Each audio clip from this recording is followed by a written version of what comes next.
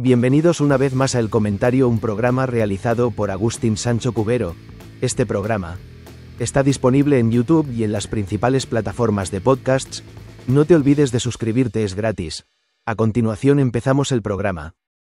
El aire de febrero en Barcelona tenía un filo de acero que se colaba por los abrigos más gruesos y recordaba a sus habitantes que el invierno aún no había cedido su trono. En la zona alta de la ciudad, donde las calles se empinaban con una dignidad silenciosa y los edificios guardaban las vidas de quienes habían alcanzado el éxito, todo parecía transcurrir con una calma predecible, una sinfonía de rutinas bien ensayadas. Allí, en un piso decorado con un gusto exquisito y minimalista, vivía Neus Soldevila. Su apodo, susurrado a sus espaldas por quienes la conocían solo superficialmente, era la Dulce Neus. Y le hacía justicia. Pequeña, de gestos delicados y una sonrisa que parecía pintada para apaciguar cualquier atisbo de conflicto, Neus era la encarnación de una fragilidad casi infantil. Sus ojos, grandes y de un color indefinido entre el miel y el verde, parecían observar el mundo con una perpetua sorpresa, como si cada amanecer fuera una revelación. Casada con Alberto Lardín, un hombre que trabajaba en un puesto de responsabilidad en el prestigioso Centro de Convenciones Internacional de Barcelona. Su vida era un tapiz tejido con los hilos de la comodidad y la apariencia. Una vida perfecta, de porcelana, donde cada objeto ocupaba su lugar preciso y cada día se sucedía al anterior con la misma placidez estudiada. Pero bajo la superficie de la porcelana a veces se esconden grietas invisibles, tensiones que amenazan con hacer añicos la estructura entera. Y en el universo de Neus, la grieta tenía un nombre y un apellido: Félix Martínez Touriño. Él era el director del centro de convenciones, el superior jerárquico de su marido Alberto. Un hombre, según se decía, exigente y de carácter fuerte. En las últimas semanas, una sombra había comenzado a cernirse sobre el hogar de Neus y Alberto. Un rumor, luego una certeza, transmitida en susurros angustiados por Alberto al llegar a casa cada noche. Félix ya no estaba contento con su trabajo. Había hablado de reestructuración, de cambios, de la necesidad de aire fresco en la dirección. Y el nombre de Alberto Lardín estaba en la lista de los que pronto recibirían una carta de despido. Para Alberto, era una catástrofe profesional, una humillación. Para Neus, era mucho más. Era una agresión directa, un acto de violencia contra el santuario que con tanto esmero había construido. El despido de su marido no era una simple cuestión laboral, era una pieza de dominó que, al caer, derribaría todas las demás. Su estatus, su seguridad económica, la armonía de su mundo perfectamente calibrado, todo pendía del hilo del empleo de Alberto. La dulce Neus, la mujer de sonrisa perenne y ademanes suaves, comenzó a procesar la amenaza no con lágrimas o lamentos, sino con una frialdad que habría helado la sangre de quien hubiera podido asomarse a sus pensamientos. La lógica que se formó en su mente era simple, brutal y carente de cualquier matiz. Si una pieza del engranaje estaba defectuosa, se eliminaba. Si un obstáculo se interponía en el camino, se apartaba. Félix Martínez Touriño no era una persona con una familia, con una vida propia, con sueños y miedos. Se había convertido en un problema, una ecuación abstracta que requería una solución. Y la solución, la única solución definitiva y permanente, era su desaparición.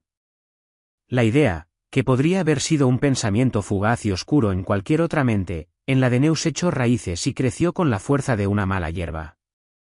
Lo habló con Alberto. Al principio, él la miró con horror, creyendo que era una fantasía macabra, una forma extrema de expresar su frustración. Pero Neus no bromeaba. Su voz era tranquila, metódica, como si estuviera discutiendo la lista de la compra o la elección de unas nuevas cortinas. Le explicó que no había otra salida, que debían actuar antes de que fuera demasiado tarde. La debilidad de Alberto, su carácter más influenciable, fue cediendo terreno ante la determinación férrea de su esposa. Ella era el cerebro, la voluntad, y él se convirtió en el eco de sus decisiones, un cómplice arrastrado por una corriente que ya no podía ni quería combatir. La búsqueda de un ejecutor comenzó como una extraña aventura empresarial. Neus y Alberto no pertenecían a Lampa, no tenían contactos en los bajos fondos. Su mundo era el de las cenas en restaurantes caros y los fines de semana en la costa. Pero la determinación de Neus era un motor poderoso. A través de un conocido, un contacto nebuloso en el gimnasio al que acudía Alberto, llegaron hasta un hombre. Un intermediario que les aseguró que podía encontrar a la persona adecuada para el trabajo. El precio se fijó en 30.000 euros. Una cantidad considerable, pero para Neus era una inversión, el coste de mantenimiento de su vida perfecta. Una parte se pagaría por adelantado, el resto, una vez completado el encargo. El elegido fue Ismael Bibiloni, un hombre con un historial de pequeños delitos, un peón en el tablero del crimen que vio en aquella propuesta la oportunidad de ganar un dinero fácil y rápido. No hizo muchas preguntas. Le dieron un nombre, una fotografía, unos horarios y la dirección de la víctima. El encargo era limpio, en apariencia. Un disparo, un trabajo rápido. Los días previos al 9 de febrero del año 2009 transcurrieron con una normalidad espeluznante en el hogar de los Lardín Soldevila. Neus seguía con sus rutinas. Hacía la compra, quedaba con sus amigas para tomar café, hablaba con su madre por teléfono.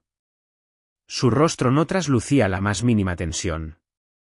Era una actriz consumada interpretando el papel de su vida, el de la dulce Neus, mientras en la trastienda de su mente se repasaban una y otra vez los detalles de un asesinato.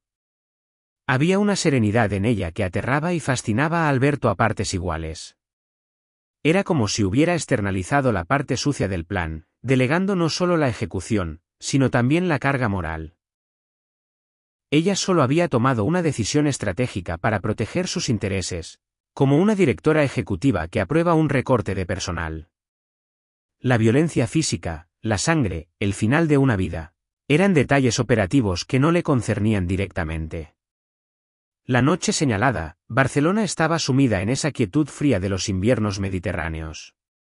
Félix Martínez Touriño salió de su trabajo a la hora habitual.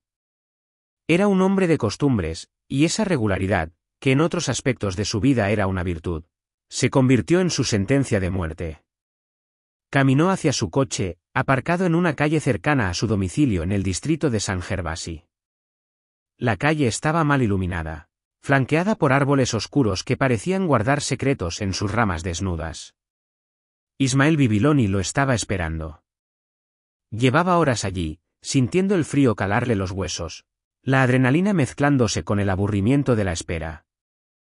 Cuando vio la figura de Félix acercándose, su corazón empezó a latir con fuerza. No era un asesino profesional, solo un hombre desesperado que había aceptado un encargo que le venía grande. Se acercó a Félix por la espalda. Las palabras exactas que se cruzaron, si es que hubo alguna, se perdieron en la noche. Quizá fue un intento de atraco para crear una coartada, una farsa torpe antes del acto final. Félix se giró, sorprendido. Y entonces sonó el disparo. Un ruido seco, casi insignificante en la inmensidad de la ciudad, pero que para Félix fue el sonido del fin del mundo. La bala le atravesó el cráneo. Cayó desplomado sobre la acera fría, junto a su coche, un charco de sangre oscura extendiéndose lentamente a su alrededor como una mancha de tinta sobre el papel, secante de la noche. Ismael, temblando, huyó del lugar, corriendo sin mirar atrás, con el eco del disparo resonando en sus oídos y la imagen del hombre caído grabada a fuego en su retina. Se deshizo del arma, un revólver viejo, arrojándola a un contenedor. Luego corrió a buscar su paga. El trabajo estaba hecho. A pocos kilómetros de allí, en su piso impoluto, Neus y Alberto esperaban. El teléfono sonó. Era el intermediario. Una sola palabra, o quizá dos, confirmaron el éxito de la operación. En el rostro de Neus no hubo ni una mueca de horror, ni de alivio, ni de alegría.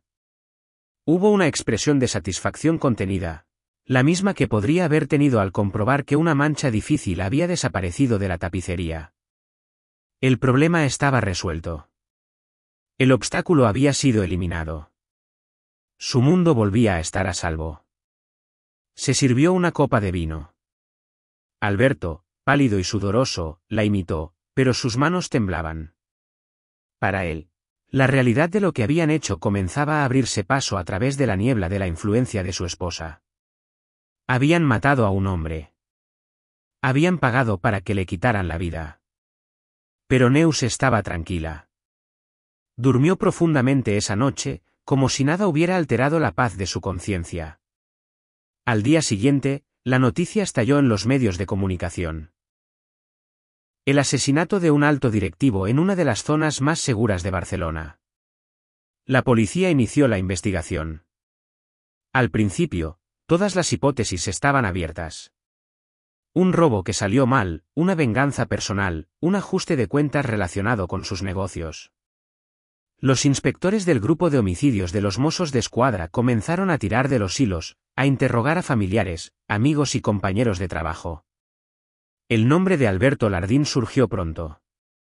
Varios testigos del entorno laboral de Félix confirmaron que la relación entre ellos era tensa, que el director tenía la intención de despedir a su subalterno de manera inminente. Alberto se convirtió en una persona de interés. Fue interrogado. Se mostró nervioso, compungido, interpretando el papel de un empleado leal y afectado por la trágica muerte de su jefe. Junto a él, siempre, estaba Neus.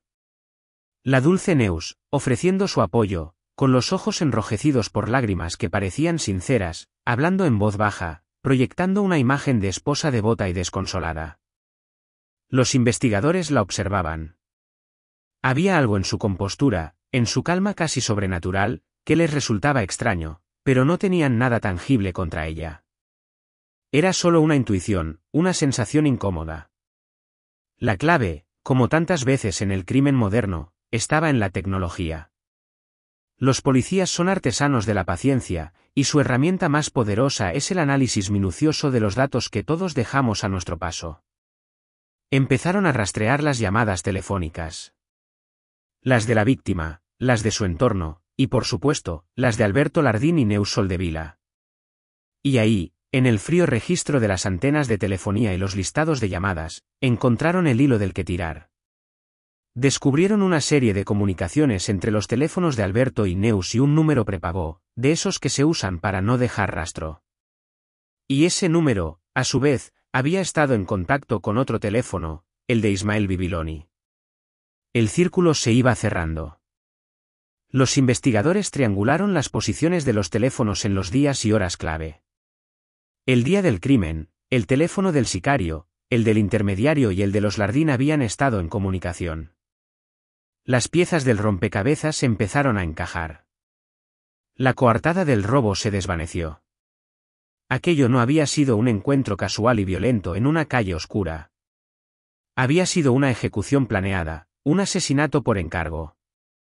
Y la pista del dinero, los 30.000 euros, los condujo directamente al matrimonio. Los movimientos en sus cuentas bancarias, retiradas de efectivo inusuales en las semanas previas al crimen, no hicieron más que confirmar las sospechas. La dulce Neus, la arquitecta del plan, había cometido el error de subestimar la capacidad de la policía para seguir el rastro digital y financiero. Creía que con no apretar el gatillo estaba a salvo, protegida tras un muro de intermediarios. Pero en el siglo XXI, los muros tienen puertas y ventanas electrónicas.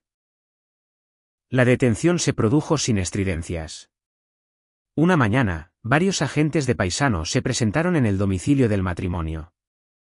La sorpresa en el rostro de Alberto fue genuina. El pánico se apoderó de él. En el de Neus, sin embargo, hubo un destello de incredulidad, de indignación, como si la policía estuviera cometiendo un terrible error administrativo. Incluso en ese momento, su máscara de normalidad y decencia apenas se resquebrajó. Fueron conducidos a comisaría por separado. Alberto no tardó en derrumbarse. El peso de la culpa y el miedo a pasar el resto de su vida en la cárcel fueron más fuertes que su lealtad a Neus. Confesó. Lo contó todo, con detalles, señalando a su mujer como la instigadora, la mente pensante que había urdido y dirigido cada paso del plan. Ismael Bibiloni también fue detenido. Acorralado por las pruebas, admitió su participación. Él era el último eslabón de una cadena que comenzaba en la mente fría y calculadora de una mujer que el mundo conocía como la dulce Neus. El juicio fue un espectáculo mediático. El contraste entre la apariencia de Neus Soldevila y la brutalidad del crimen que se le imputaba fascinaba al público y a la prensa. Sentada en el banquillo de los acusados, mantenía la misma compostura. Vestía con elegancia discreta, su rostro apenas mostraba emoción. Negó todas las acusaciones con una voz suave pero firme. Intentó pintar a su marido como el único culpable, un hombre desesperado que actuó a sus espaldas. Pero el relato de Alberto, corroborado por las confesiones del sicario y el intermediario, y sobre todo, por la abrumadora evidencia de las llamadas telefónicas y los registros bancarios, era incontestable. El fiscal la describió como una mujer manipuladora, fría, con rasgos psicopáticos, capaz de encargar un asesinato con la misma naturalidad con la que se encarga un servicio de catering. Una mujer que anteponía su estatus y su comodidad a la vida de un ser humano. La defensa intentó presentarla como una víctima de las circunstancias, una esposa abnegada que se vio arrastrada por la situación, pero su total falta de arrepentimiento, su actitud distante y casi desafiante durante el juicio, minaron cualquier intento de generar empatía en el jurado. La sentencia fue implacable. Neus Soldevila fue condenada a 22 años de prisión como inductora de un delito de asesinato con alevosía y precio. Alberto Lardín recibió una pena de 18 años como cooperador necesario. Ismael Bibiloni, el ejecutor, fue condenado a 17 años. El intermediario también recibió una pena menor por su participación. La justicia había hablado. El castillo de naipes de la vida perfecta de Neus se había derrumbado estrepitosamente. La porcelana se había hecho añicos, revelando el barro oscuro y violento que se escondía debajo. El apodo de la dulce Neus quedó para siempre ligado a la crónica negra de España, como un recordatorio escalofriante de que el mal no siempre lleva el rostro de un monstruo, sino que a veces se oculta tras una sonrisa amable, unos gestos delicados y la apariencia de la más absoluta normalidad. En la cárcel, lejos del lujo y la comodidad de su piso de la zona alta, Neus tuvo que enfrentarse a una realidad que ya no podía controlar ni manipular. El orden perfecto de su vida fue sustituido por el caos y la rigidez del sistema penitenciario. La historia del crimen de la dulce Neus se convirtió en una leyenda urbana, un cuento con moraleja sobre las apariencias y las oscuras profundidades del alma humana. La calle de San Gervasi donde Félix Martínez Touriño perdió la vida recuperó su tranquilidad, los árboles siguieron perdiendo sus hojas en otoño y recuperándolas en primavera.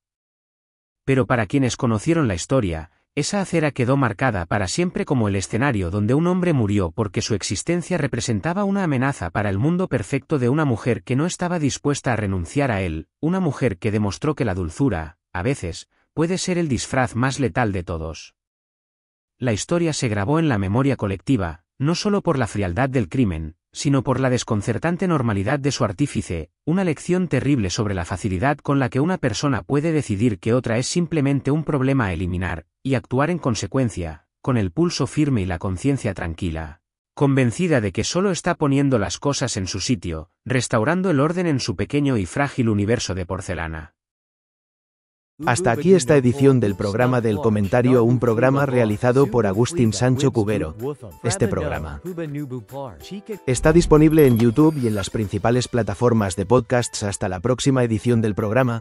Muchas gracias. Dirección y realización Agustín Sancho Cubero.